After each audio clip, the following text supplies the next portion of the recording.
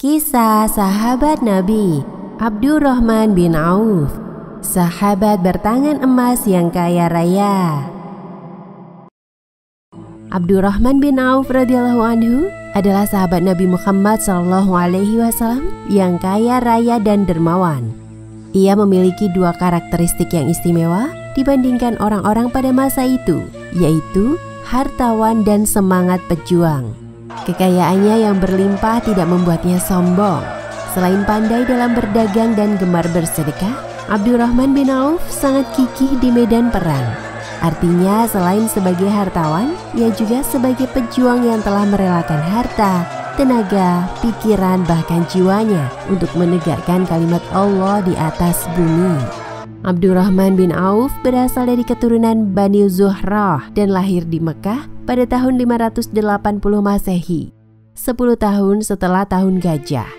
Ayahnya bernama Auf bin Abdul Auf al-Harith, sedangkan ibunya bernama Ashifa binti Auf. Pada masa jahiliyah namanya adalah Abdu Amr. Ada yang mengatakan bernama Abdul Harits dan ada yang mengatakan bernama Abdul Ka'bah. Setelah memeluk Islam, Rasulullah SAW mengganti namanya menjadi Abdurrahman bin Auf. Abdurrahman bin Auf memiliki banyak keutamaan, antara lain ia merupakan as-sabiqunal awwalun, termasuk orang-orang generasi pertama masuk Islam. Ia adalah satu dari 8 orang yang pertama masuk Islam.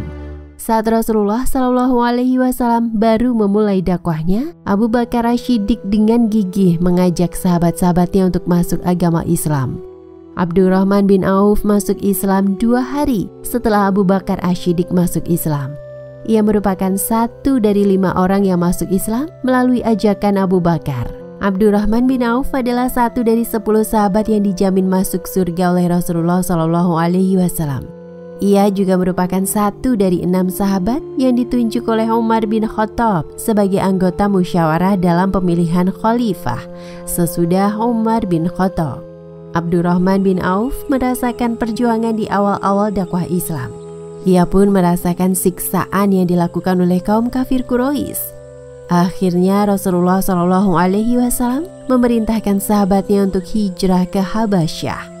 Abdurrahman bin Auf termasuk yang hijrah ke Habasyah. Ketika Rasulullah SAW dan para sahabat diizinkan oleh Allah Subhanahu wa Ta'ala hijrah ke Madinah, Abdurrahman bin Auf juga ikut hijrah. Ia menjadi pelopor kaum muslimin yang ikut hijrah ke Madinah. Setelah selesai membangun masjid sebagai pilar pertama dakwah Islam di Madinah, selanjutnya Nabi SAW membangun persaudaraan kaum Muhajirin dan Ansar yang berlangsung di rumah sahabat Anas bin Malik radhiyallahu anhu. Saat itu terdapat 90 orang dari kalangan Ansar dan Muhajirin yang berkumpul. Nabi SAW mempersaudarakan mereka satu persatu untuk saling tolong-menolong. Persaudaraan kaum Muhajirin dan Ansar merupakan pilar kedua yang ditegakkan Nabi SAW dalam membangun negara Islam. Ketika mula-mula hijrah ke Madinah, Abdurrahman bin Auf hanya memiliki pakaian yang melekat di tubuhnya. Ia tidak memiliki harta sepeser pun. Rasulullah SAW mempersaudarakan Abdurrahman bin Auf dengan Sa'ad bin Rabi. Sa'ad bin Rabi termasuk salah satu orang terkaya di Madinah. Ia ingin memberikan separuh harta yang dimilikinya untuk Abdurrahman bin Auf. Berkatalah Sa'ad kepada saudara barunya, Abdurrahman bin Auf, "Wahai saudaraku Abdurrahman, sesungguhnya harta saya paling banyak di kalangan kaum Ansor. Saya berikan setengah dari harta saya kepadamu." Terima kasih atas tawaranmu, wahai saudaraku. Semoga Allah memberkahi harta yang kau miliki dan keluargamu. Namun, bisakah engkau tunjukkan kepadaku di mana pasar tempat orang-orang Madinah biasa melakukan jual beli? "Iya, tentu saja akan saya tunjukkan kepadamu. Ikuti saya." Sa'ad bin Rabi lalu menunjukkan pasar Bani Qainuqa. Disebut pasar Bani Qainuqa karena para pedagang di sana kebanyakan adalah orang Yahudi Bani Qainuqa. Latar belakang Abdurrahman bin Auf adalah seorang pedagang yang cerdas dan ulet. Maka tidak sulit baginya untuk memulai bisnis di tempat yang baru. Keesokan harinya, Abdurrahman mulai berdagang dan berhasil membawa keuntungan berupa susu kering dan minyak samin. Dan di hari-hari selanjutnya, ia berjualan di pasar tersebut. Abdurrahman bin Auf mengamati peluang apa yang layak untuk dijual di sana. Ia membangun kerjasama dengan seorang pengrajin alat perkebunan di Madinah. Abdurrahman meminta izin untuk menjualkan barangnya, yakni dengan cara mengambil barang di hari itu dan akan dibayar esok hari setelah barangnya laku. Sungguh cerdas pemikiran Abdurrahman. Ia dapat memulai bisnis meski tanpa modal. Sebab sesampainya di Madinah, ia tidak memiliki uang sepeser pun. Seiring berjalannya waktu, Abdurrahman bin Auf pun memiliki sebuah kios di pasar. Abdurrahman begitu jeli dalam melihat situasi dan kondisi. Hal itu terbukti ketika Abdurrahman bin Auf memutuskan untuk membuat sebuah pasar baru. Karena melihat kondisi pasar lama yang padat dan kumuh sehingga kurang nyaman bagi pedagang maupun pembeli. Suatu hari, ia mengajak kerjasama seorang pemilik lahan yang ada di dekat pasar Madinah untuk membangun sebuah pasar baru yang lebih baik. Abdurrahman menyediakan modal untuk membangun pasar, sementara pemilik lahan menyediakan tanahnya. Sistem kerjasama yang dibangun adalah sistem bagi hasil. Biaya sewa yang ditawarkan seikhlasnya sehingga tidak butuh waktu lama, semua lapak pasar pun bisa terisi. Dalam berdagang, Abdurrahman bin Auf mengupayakan penjualan dilakukan secara tunai. Jika hari ini ada barang yang terjual dan mendapat keuntungan, maka ia dapat mengambil barang lagi untuk dijual keesokan harinya, sehingga perputaran barang jualan dapat berjalan dengan lancar. Ketika berbisnis, Abdurrahman bin Auf tidak menginginkan keuntungan banyak. Ia lebih memilih mendapatkan keuntungan sedikit tetapi jumlah penjualannya besar. Sebab seiring berjalannya waktu, semakin banyak orang akan mengenal usahanya, sehingga peluang mendapatkan untung besar pun semakin lebar. Dalam menjual dagangannya, Abdurrahman bin Auf sangat memperhatikan kualitas barangnya. Jika ada barang yang cacat, maka ia akan menyampaikan secara jujur kepada pembeli, seperti yang dicontohkan oleh Rasulullah SAW. Ia berdagang dengan jujur, sehingga para pembelinya pun sangat percaya terhadap semua barang yang dijual oleh Abdurrahman bin Auf. Hal inilah yang membuat Abdurrahman dapat menjalin relasi untuk pengembangan usahanya. Setelah kehidupannya menjadi lebih baik, Abdurrahman bin Auf menikah. Suatu hari Abdurrahman datang ke masjid Nabi SAW. Ia mengenakan baju bagus, sementara di bajunya terlihat warna kekuning-kuningan. Rasulullah SAW melihat hal itu kemudian bertanya kepada Abdurrahman bin Auf. Ternyata Abdurrahman telah menikahi seorang wanita Ansor dengan mahar 1 nawat emas atau emas seberat biji kurma. Rasulullah SAW pun memberi saran kepadanya. Laksanakanlah walimah walau hanya dengan menyembelih seekor kambing. Semoga Allah memberkati pernikahan dan hartamu. Seiring berjalannya waktu, bisnis Abdurrahman bin Auf berkembang pesat. Ia memiliki harta yang sangat banyak dan melimpah. Akan tetapi kekayaannya tidak membuatnya lupa diri dan sombong. Kekayaan yang dimilikinya tidak digunakan untuk foya-foya dan kesenangan duniawi. Abdurrahman bin Auf justru hidup sederhana dan rajin bersedekah. Ia dikenal sebagai sosok kaya yang banyak bersyukur dan dermawan. Ia memiliki sifat yang tawadhu. Kekayaan yang dimilikinya tidak mempengaruhi jiwanya yang penuh iman, ketakwaan, dan tetap sederhana. Apabila ia sedang bersama budaknya, orang tidak dapat membedakan di antara mereka, mana majikan dan mana budak. Ia mengenakan pakaian sederhana. Allah memberikan kemudahan pada Abdurrahman bin Auf dalam mendapatkan harta, sehingga ia mahir dalam berwirausaha. Abdurrahman bahkan pernah berkata, "Seandainya saya mengangkat batu, niscaya saya temukan emas dan perak di bawahnya." Ia mengucapkan kalimat tersebut tidak bermaksud untuk sombong, tetapi hanya sebagai gambaran tentang dirinya yang mandiri dalam berwirausaha.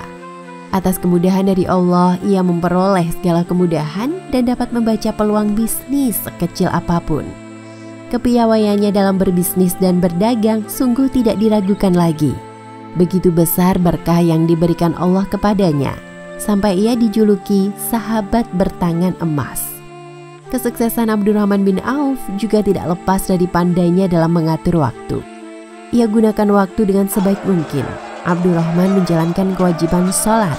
Ia juga ikut dalam berperang menegakkan agama Allah. Selain itu juga mengurus usahanya yang berkembang dengan pesat.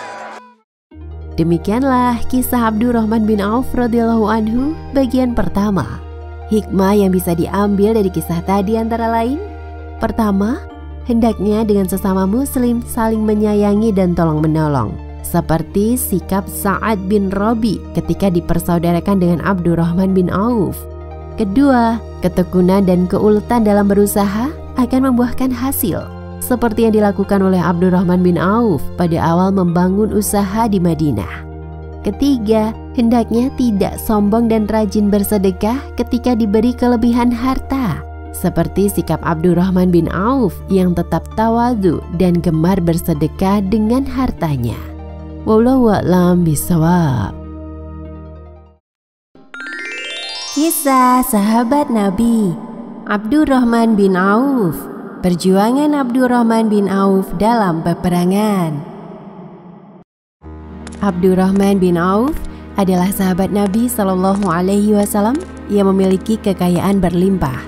Namun kekayaannya tersebut tidak membuatnya lupa diri, pamer dan sombong. Kezuhudannya terhadap materi duniawi sudah masyhur di kalangan para sahabat. Abdurrahman bin Auf memiliki kedudukan yang tinggi di hati para sahabat Rasulullah Shallallahu Alaihi Wasallam. Ia dikenal adil dan berhati mulia. Suatu hari Ibnu Abbas sedang duduk bersama Umar. Apakah engkau mendengar sesuatu dari Rasulullah Shallallahu Alaihi Wasallam di mana beliau memerintahkan seseorang muslim ketika dia lupa dalam sholatnya apa yang harus dia lakukan? Demi Allah, saya tidak mendengarnya, wahai Umar. Lalu datanglah Abdurrahman bin Auf. Umar pun menyampaikan pertanyaan yang sama kepada Abdurrahman. Kemudian Abdurrahman berkata, saya mendengar Rasulullah SAW memerintahkan sesuatu dalam hal ini. Engkau di sisi kami adalah orang yang adil. Apa yang engkau dengar? Jika seseorang dari kalian lupa di dalam sholatnya sehingga dia tidak mengetahui apakah dia menambah atau mengurangi rakaat, jika dia ragu apakah berada di rakaat pertama atau kedua, hendaklah dia menjadikannya pertama. Jika dia ragu apakah dia berada di rakaat kedua atau ketiga, hendaklah dia menjadikannya kedua. Jika dia ragu apakah berada di rakaat ketiga atau keempat, hendaklah dia menjadikannya ketiga, agar keraguan-raguannya ada pada tambahan. Kemudian sujud syahwi 2 kali dalam keadaan duduk sebelum salam, lalu salam. Sekalipun para sahabat Rasulullah Shallallahu Alaihi Wasallam adalah orang yang adil, tetapi sebagian dari mereka lebih adil dan lebih akurat. Dalam hal ini Umar merasa lebih yakin dengan berita dari Abdurrahman bin Auf. Abdurrahman bin Auf sangat dermawan dan gemar bersedekah. Sebagian besar hartanya ia gunakan untuk infak di jalan Allah. Dikatakan bahwa Abdurrahman bin Auf adalah seorang yang ahli berniaga. Ia meninggalkan 1000 unta, 300 domba, dan 100 kuda. Ia membuka ladang pertanian di Al-Juruf, sebuah tempat ke arah Syam 3 km dari Madinah yang pengairannya membutuhkan 20 unta pengangkut air. Abdurrahman bin Auf memiliki peran besar bagi orang-orang Madinah. Ia meminjamkan uangnya untuk 1/3 dari penduduk Madinah, 1/3 penduduk lain ia lunasi hutangnya, dan 1/3 penduduk lainnya ia sambungkan silaturahim. Harta kekayaan yang ia miliki tidak pernah membuat kelegaan dan kesenangan pada dirinya selama belum digunakan untuk membela agama Allah dan membantu orang-orang. Suatu hari, Rasulullah Shallallahu Alaihi Wasallam hendak memberangkatkan sebuah pasukan. Beliau berdiri di hadapan para sahabatnya dan berkata, jika kalian ada yang mau bersedekah, maka bersedekahlah. Saya ingin mengirim pasukan ke medan perang. Kemudian Abdurrahman bergegas pulang ke rumah. Beberapa saat kemudian, ia kembali lagi ke hadapan Rasulullah Shallallahu Alaihi Wasallam. Abdurrahman lalu berkata, wahai Rasulullah, saya mempunyai 4.000 dinar. 2.000 saya sedekahkan karena Allah dan 2.000 lagi saya sisakan untuk keluarga saya. Semoga Allah memberkahi harta yang engkau berikan, dan semoga Allah juga memberkahi harta yang engkau tinggalkan untuk keluargamu. Doa Rasulullah Shallallahu Alaihi Wasallam kepada Abdurrahman membuat harta Abdurrahman semakin berkah. Kekayaan Abdurrahman bin Auf banyak digunakan dalam usaha pembinaan umat. Kala itu Abdurrahman bin Auf memerdekakan 30 hamba sahaya dalam satu hari. Ada yang mengatakan 31 orang. Usaha Abdurrahman dalam pembebasan budak ini adalah langkahnya dalam melakukan pembinaan umat. Sebab para budak yang telah dibebaskan nantinya akan memiliki banyak peluang dalam mengamalkan ajaran Islam. Sumbangan Abdurrahman dalam pembinaan masyarakat Islam juga terbukti dengan ketekunannya memanfaatkan masjid sebagai pusat pembinaan. Ia senantiasa mempelopori masyarakat untuk melaksanakan sholat di masjid dan menyelesaikan perkara-perkara lainnya. Tidak hanya gemar bersedekah, Abdurrahman bin Auf juga selalu mengikuti peperangan bersama Rasulullah SAW. Antara lain, Perang Badar, Perang Uhud, dan peperangan lainnya. Pada Perang Badar, Abdurrahman bin Auf berada di barisan terdepan. Perang Badar adalah perang pertama kaum muslimin. Ia berhasil menewaskan musuh-musuh Allah, salah satunya adalah Umair bin Utsman bin Ka'ab At-Taimi. Perang ini dimenangkan oleh kaum muslimin. Selanjutnya pada Perang Uhud, perang kedua setelah Perang Badar. Perang ini terjadi di lereng Gunung Uhud pada tahun 3 Hijriah. Abdurrahman bin Auf bersama pasukan muslim berperang dengan gigih. Ia mendapat 9 luka parah di tubuhnya dan 20 luka-luka kecil, diantaranya ada yang sedalam anak jari. Sebagian luka itu pada kakinya hingga membuatnya pincang dan beberapa giginya rontok.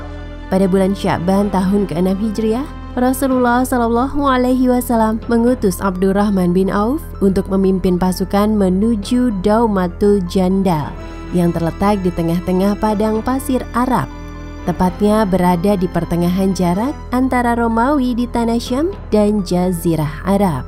Daumatul Jandal ditempati oleh kabilah besar Kalb atau dikenal dengan nama Bani Kalb. Mereka memeluk agama Nasrani sebagaimana agama penguasa mereka, yakni Kekaisaran Romawi. Malam hari sebelumnya, Rasulullah SAW memberitahu Abdurrahman untuk berangkat menuju Daumatul Jandal. Ketika subuh, Rasulullah SAW dan para sahabat sholat berjamaah. Di sana ada Abu Bakar, Umar, dan beberapa kalangan muhajirin, termasuk Abdurrahman bin Auf. Di sana juga ada Abdullah bin Umar, putra dari Umar bin Khattab. Dalam riwayat dikatakan bahwa Abdullah bin Umar bertekad untuk bisa mengikuti forum itu demi mendengar wasiat Rasulullah SAW pada Abdurrahman bin Auf. Abdullah bin Umar inilah yang kemudian menjadi periwayat hadis wasiat Rasulullah untuk Abdurrahman bin Auf. Para pasukan muslim yang berjumlah 700 orang telah bergegas sejak waktu sahur. Mereka sudah bertempat di Jarrah, namun Abdurrahman masih berada di masjid. Rasulullah SAW kemudian bertanya kepada Abdurrahman bin Auf, "Apa yang membuatmu terlambat, tertinggal dari sahabat-sahabatmu?" Wahai Rasulullah, saya ingin terakhir kali melihatmu dengan mengenakan baju perjalananku. Saat itu Abdurrahman bin Auf mengenakan surban yang sudah dililitkan di kepala. Rasulullah SAW memanggilnya dan mempersilahkan ia duduk di hadapan beliau. Rasulullah SAW mengurai surban yang dikenakan Abdurrahman dengan tangan beliau. Kemudian beliau mengenakan surban hitam kepadanya. Surban tersebut beliau biarkan terurai hingga sebatas pundak. Lalu Rasulullah SAW bersabda, "Seperti ini hendaknya engkau mengenakan surban, wahai Ibnu Auf." Ketika Abdurrahman bin Auf membawa pedang yang ia sandang, Rasulullah bersabda, "Berperanglah dengan nama Allah dan di jalan Allah. Perangilah orang yang kafir kepada Allah. Jangan menyembunyikan harta rampasan perang dan jangan berkhianat. Jangan membunuh anak kecil." Rasulullah SAW membentangkan tangan lalu bersabda, "Wahai kalian semua, jagalah diri kalian dari 5 hal sebelum menimpa kalian. Tidaklah suatu kaum mengurangi takaran melainkan Allah yang akan menyiksa mereka dengan kekeringan dan kurangnya buah-buahan agar mereka kembali ke jalan Allah. Tidaklah suatu kaum melanggar janji melainkan Allah akan membuat musuh mereka berkuasa atas mereka. Tidaklah suatu kaum menahan zakat melainkan Allah akan menahan hujan untuk mereka. Andai bukan karena hewan-hewan, niscaya mereka tidak diberi hujan. Tidaklah kekejian tampak pada suatu kaum, melainkan Allah akan menimpakan ta'un atau wabah pada mereka. Dan tidaklah suatu kaum berhukum dengan selain ayat Al-Quran, melainkan Allah akan memecah belah dan membuat mereka merasakan serangan atas sebagian yang lainnya. Setelah mendapat wasiat dari Rasulullah SAW, Abdurrahman menyusul para sahabat lalu berangkat hingga tiba di Daumatul Jandal. Setibanya di Daumatul Jandal, Abdurrahman bin Auf mengajak penduduknya memeluk Islam. Ia dan pasukannya tinggal di sana selama 3 hari, seraya menyeru penduduk Daumatul Jandal untuk masuk Islam.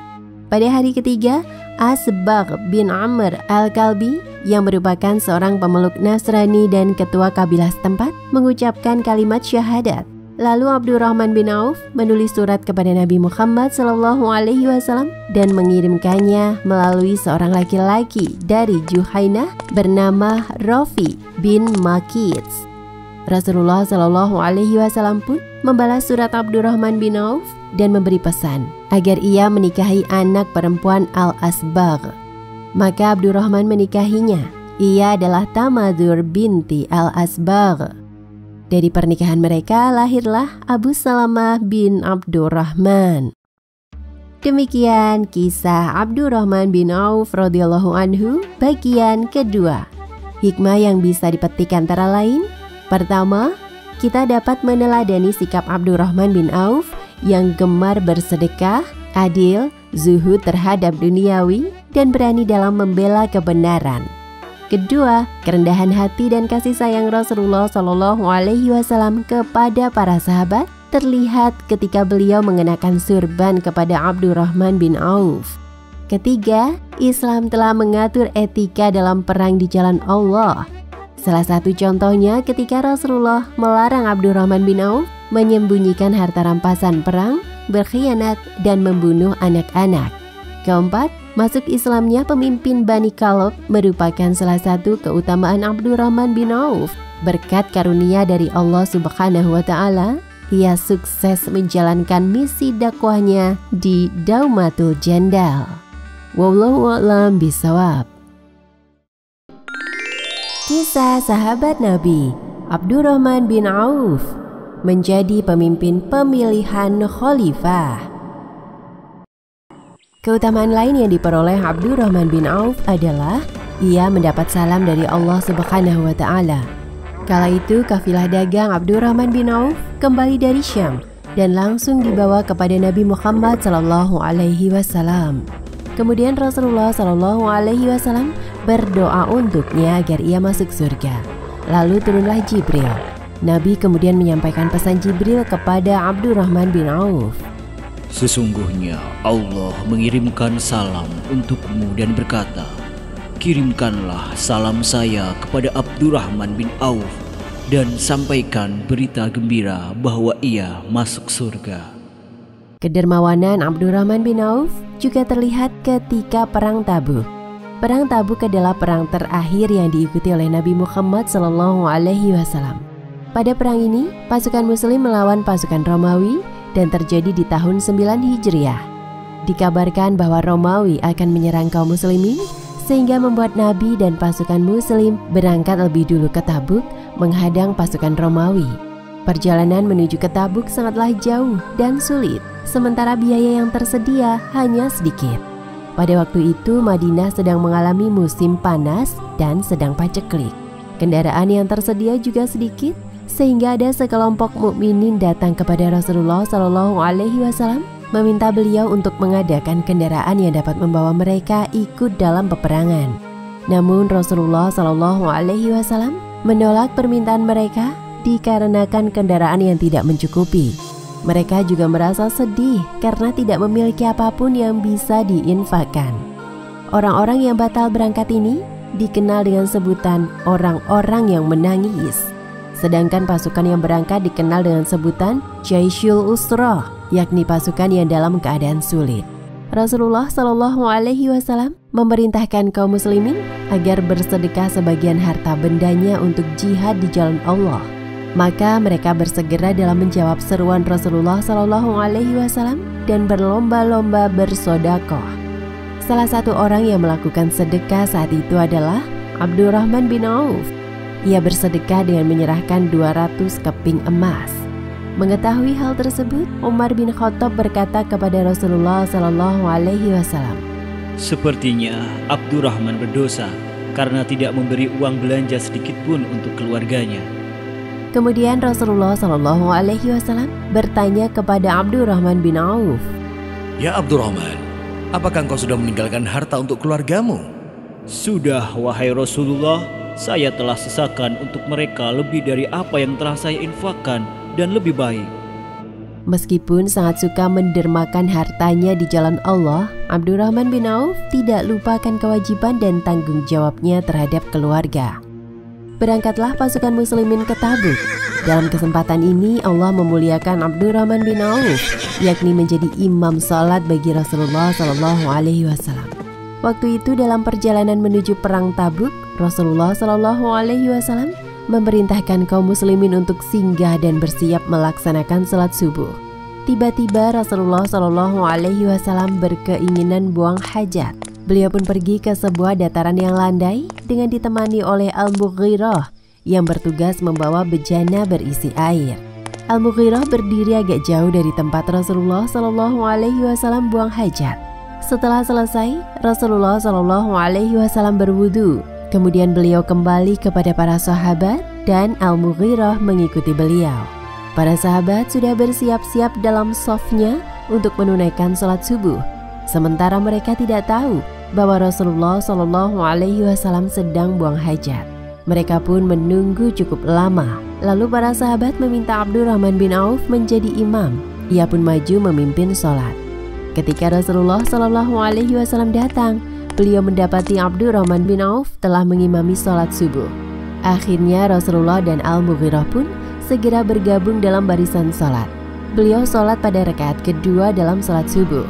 Saat Abdurrahman salam, Nabi SAW berdiri menyempurnakan sholatnya. Orang-orang pun terkejut, maka mereka bertasbih berulang-ulang. Subhanallah, Subhanallah. Setelah selesai sholat, Nabi Muhammad SAW bersabda kepada para sahabat, "Kalian telah berbuat benar."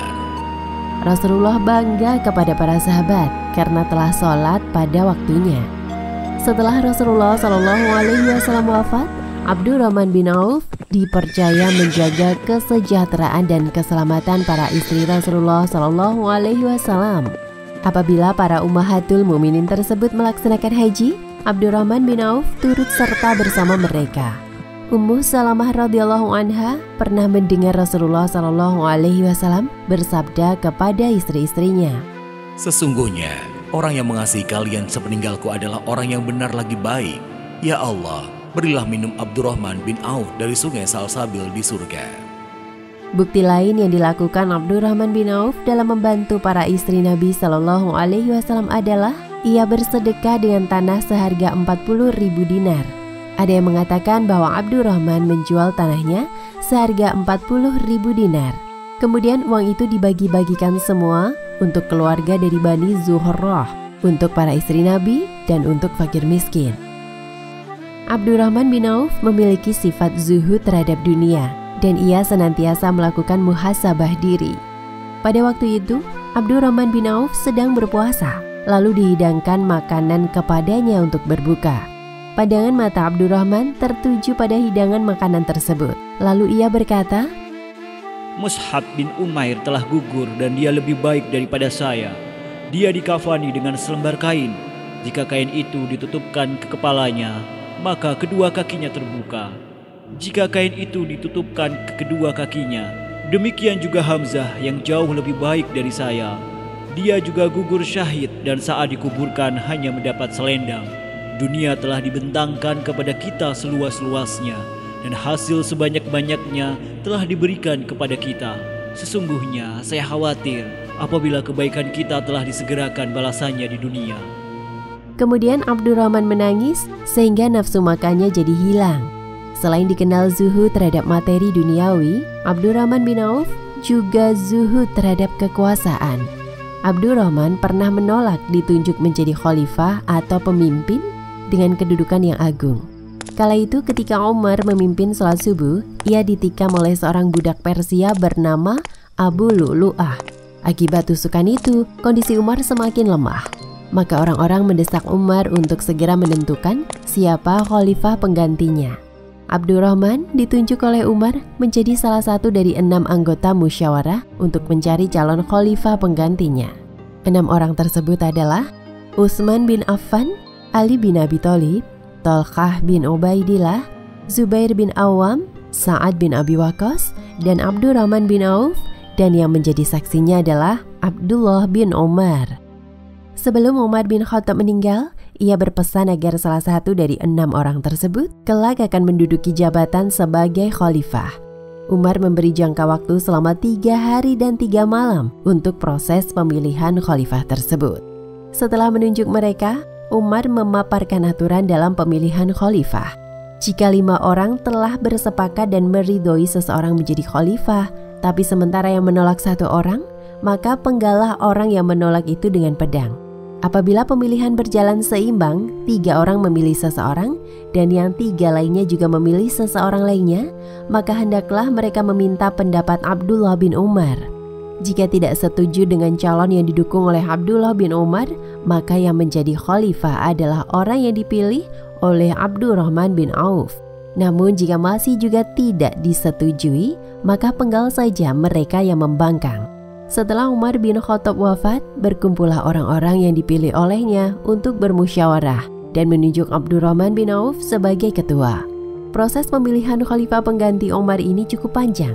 Berkatalah Abdurrahman, "Siapa di antara kalian yang bersedia mengundurkan diri dan bersedia menyerahkan urusannya dipimpin oleh orang yang terbaik di antara kalian?" Semuanya terdiam. Lalu Abdurrahman berkata lagi, "Jika demikian, di sini saya berterus terang bahwa saya mengundurkan diri."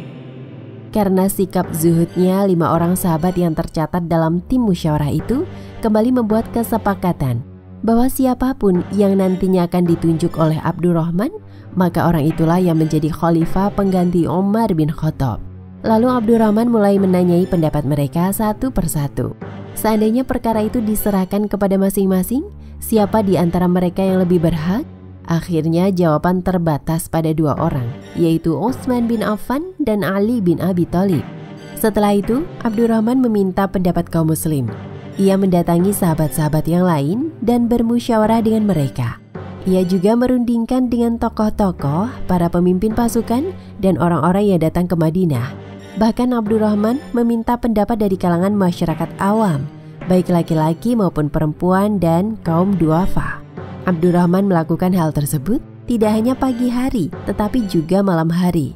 Abdurrahman menanyakan kembali kepada anggota musyawarah, siapa yang pantas dijadikan khalifah.